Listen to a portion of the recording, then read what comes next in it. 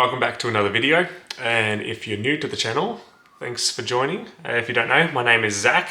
I am a 25-year-old hybrid athlete. I love to run and lift.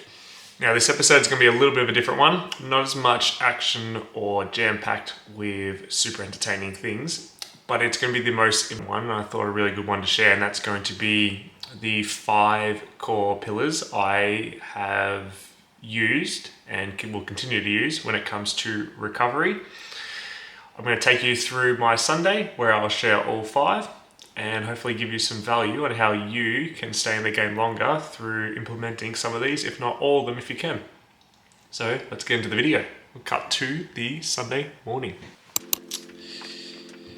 About to go on a walk and take this little man. So I'm going to take him our Sunday walk, which we do, and get a coffee, which I can't wait for. My body is sore, so I need to push some blood through it. So we ain't gonna do that. You wanna walk? Walk? Good idea. Go and walk.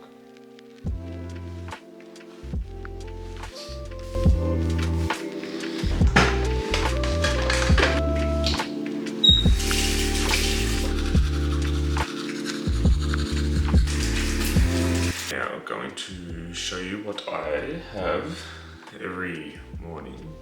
This doesn't really ever change, just to flush the system out.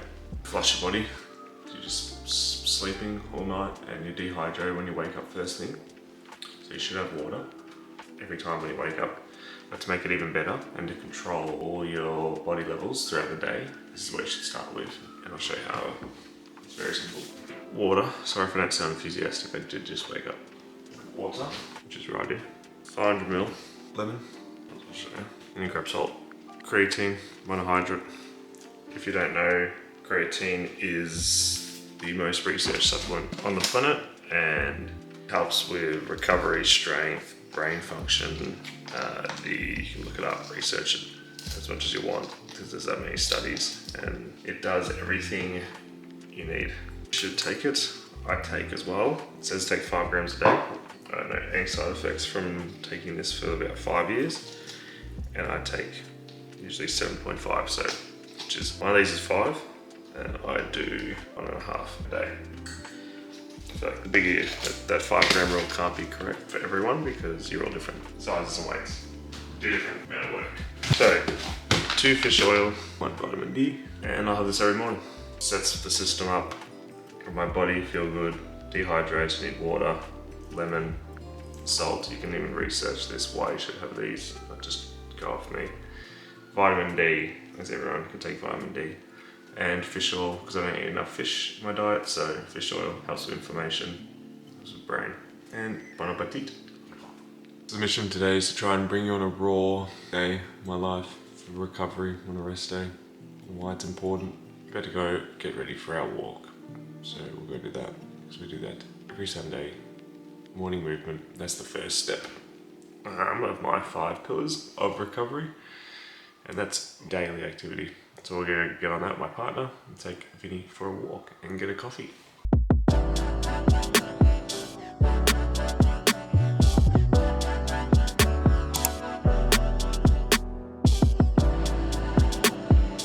I'm a big believer of always doing some type of daily movement, even on a recovery day.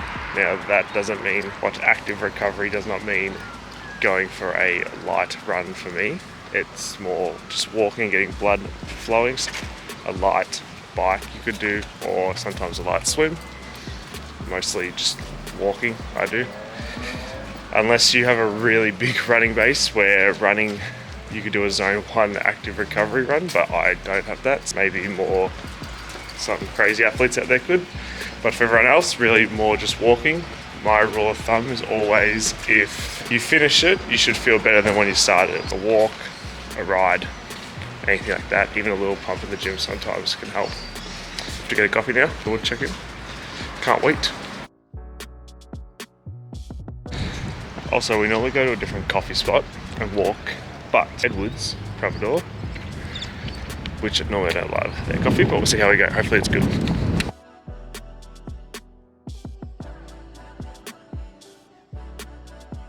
actually not that bad. It's so dramatic. Normally they're not like that, but Yeah, I don't know. I'm a really don't like- picky coffee. My day's over. It's not what I sound like. And it's just always better if I make it, but then he doesn't want to make it at home. Well, it's good. So my Sunday morning's saved again. Oh. Nothing better than a Sunday walk and a coffee. And when the coffee's bad though, nothing worse than a Sunday walk. No, he'll be cranky until 3 p.m. Like a child. Alright.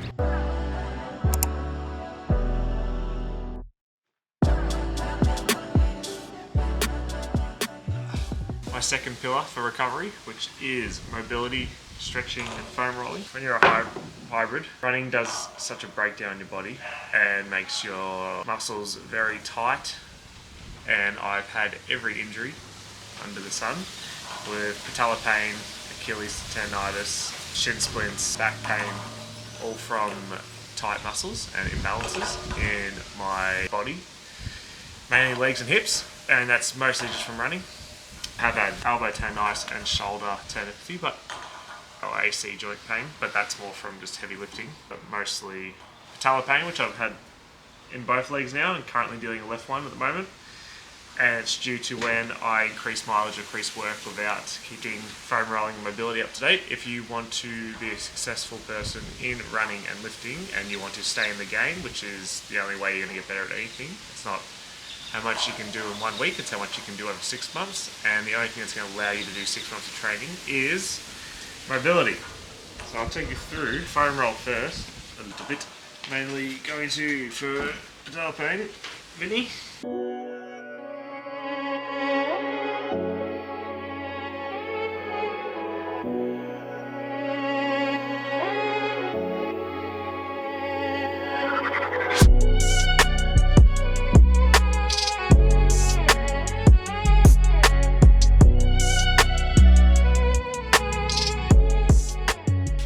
Or even I think what I want to invest in is one that just allows, this can be kind of annoying to bring and a lot of effort to lay out. So you can get one that just allows you just to rub them out, but really you just want to push blood flow through the muscles, stretch them, get them not as tight, because when muscles are really tight, they pull on tendons and ligaments and they cause them to go out of their grooves, and that's what causes pain and stops you from being able to work out. And we want to be able to work out for as long as we can so we can get better.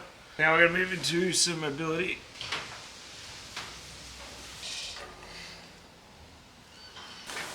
And just remember, any bit of mobility is good, even if it's little. It's still better than no mobility. So if you can even just get 5 minutes here and there compared to none, doesn't have to be 30 minutes, doesn't have to be anything crazy, but it will compound and increase your chances of staying injury free. So add as much of it as you can, even if it's little dosages here and there. But on a Sunday or your rest day, try and do a bigger session for it.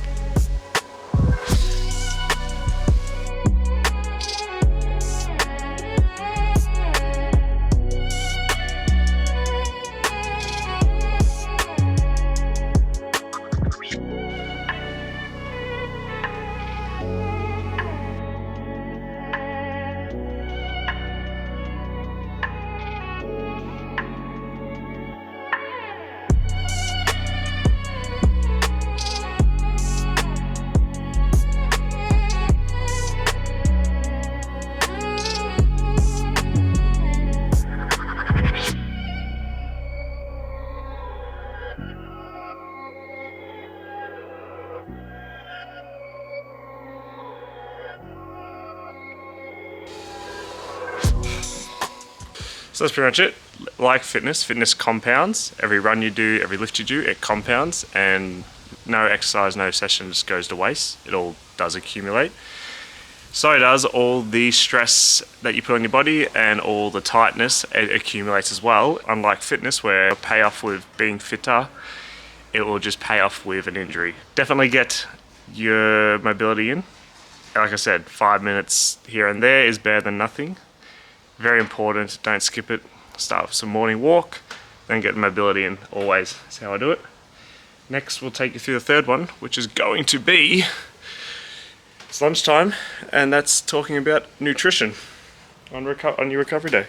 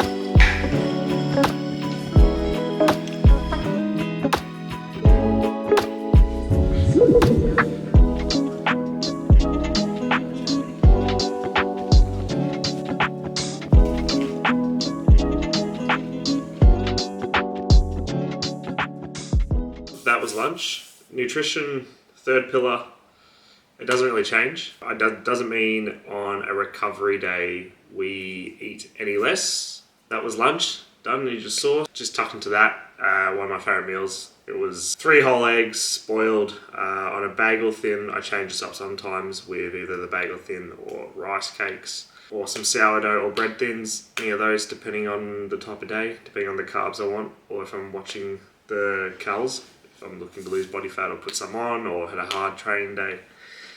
Then I will always have jalapenos because I love spice. I put a bit of red onion in there and a bit of corn today. Then cottage cheese with 150 grams with a serving of Nando sauce. Mix it all up. Pretty much that's it. It's just like a big slop. And then you throw it onto bagel thin. It's very easy. Doesn't take long. The longest part of that is boiling the eggs. But boiled eggs make it taste a lot better. That's about it. We don't change nutrition on a recovery day. If you are training, running, you are lifting, you're going to need the carbs no matter what. Meals are still the same meals as always, but they're very easy to change the carbs I eat in and out of the meal. If this was a hard training day, there'd be probably sourdough instead of bagel thins. Or if this was an active recovery like today, you saw it just had 1 bagel thin. So my brekkie was the oat bowl I have every morning, but again, all I change is the amount of carbs I put in and out of that. It was 50 grams of oats this morning instead of 60 or 65 or 70, depending on if it was a hard training session or threshold work or a long run or double training. It would be there close to those high numbers. Less berries, less honey, more honey, depending, it just depends. So don't change your nutrition on recovery. You need the carbs no matter what. Your glycogen levels, you want those never depleted. On recovery days, I just watch the carbs. Don't need as many, but doesn't mean I change the meal that much. It's really about it. Don't exclude a whole macronutrient on your rest day and drop your calories because it's a rest day. That's not what you do.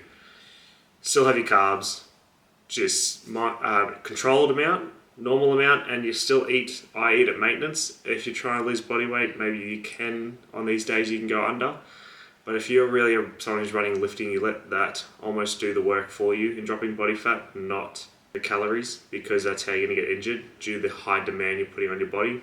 It's a very minor deficit, I'd say, you could do, but you really shouldn't be doing crazy deficits. So, on recovery, to help recover, we want to make sure we're still giving ourselves all the micronutrients through our food, no excluding carbs, and we're not starving ourselves today. Eat normal, that's what I'm going to do. Tonight I think we're having a T-bone steak.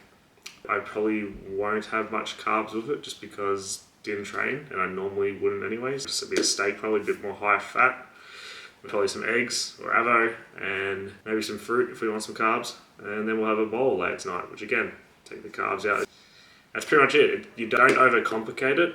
Don't restrict yourself from a whole macronutrient. Don't do anything crazy. It's a normal process. It's very important. It's where people go wrong so much on a day off is they destroy themselves for the next days, the hard training days, because they starve themselves on their rest day and they have their glycogen's depleted from eating no carbs day because, I don't know, doesn't even make sense. So that's it so far today. It's just past lunch. Morning walk done, movement. It's probably the only movement I'm going to get in. It's just a bit more, make sure we hit about 10k steps. Another little walk we'll probably do. And then we're going to chill. We did our stretch and mobility. The body feels good, nice and loose. We've eaten 2 good meals, and then now we'll cut to the 4th pillar, which is a good one. Can't wait. See you then.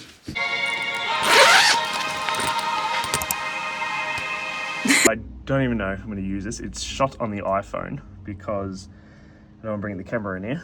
And I can't see anything on the screen right now because it's that steamy. But this little thing, if you can use heat, it is so beneficial. It allows me to relax and calm, which is why I like it, but there is so much stuff. I'm not going to talk about it on here, but go do your own research to the studies with heat for recovery, whether that's sauna or steam room. I just recommend you do which one you prefer. And then there is also cold recovery through ice baths, which just do not sit with me. Up to you. If you like that, pick the one that you like, and always pick this up, whatever you can repeat, whatever's available or accessible to you. Unfortunately, if you don't have this accessible to you, like I said, this is one of the only ones probably in my 5 pillars of recovery that does require having availability or accessibility to or having to spend some money on. You should be able, the rest you should be able to just include. You shouldn't need, there's no reason you can't do them. But this one, the most important thing, this one's pretty cool. It's from Kmart, which I thought was a gimmick, but it's not. It works pretty well. It's a simple little machine at the back. It just plugs in, turns on, comes through this little thing, which is really hot. Do not leave my hand down there. And then just steams up. You can also sit a phone on the outside here, over here, and listen to music, which I love because at the sauna and the steam room, when I go to other ones, it does suck that you have other people in there. There's no, I don't know if there's, unless you got like waterproof headphones that you can bring in, but it's not really relaxing. You have to listen to everyone talk. But I'm just trying to be as open and transparent as I can as always with these videos. I'd want you to understand that I am just a normal bloke who loves training, loves running, loves lifting a little too much, just trying to get better at it, trying to figure my way out through all this and how to do it the best I can. I will be failing, I will be doing things wrong. I will be regularly learning and always have a student mindset to anything I do. But I have such a strong drive to achieve and chase progress for myself and prove it to myself. Got a lot of goals this year and I want to document it all and share it all. And I just hope that I'm providing some value, that any little bit of information here that is helping you guys go a little bit further in your training, whether that's hybrid, just lifting, just running, or just starting. Hopefully I can help you skip some of the biggest mistakes with recovery, which everyone does right at the start if you are new. But if you are intermediate to advanced, you would know that you probably do skip a lot of the recovery. And what sets the elites apart is recovery and discipline between when to go with intensity and when to not have intensity, when to switch off and flick on. Right now, we're switched off. We're recovering. Today is recovery. We'll check in at the end of this. It's getting really hot in the end. I can't see this, so I don't even know if any of this is working. Hopefully it is. And I'll go back to the other camera out and show you how this works posting. And tell you what, this is the second time I've used the little towel and I've lasted way longer than I ever have with this thing. So it works. I'm telling you. I do want to upgrade this to a actual bucket hat so I don't just have a little towel on my head. But it'll do for now. Got the shred. Loser. Bye.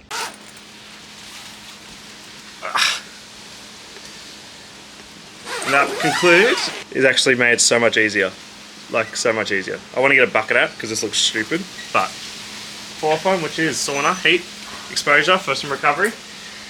Now, sit down and have some dinner. We'll cut to the next one, which is the most important one. You could skip all these other four to be honest, and just do this fifth one, and you will do just as much as recovery almost. It's that important. So we'll cut there and see that.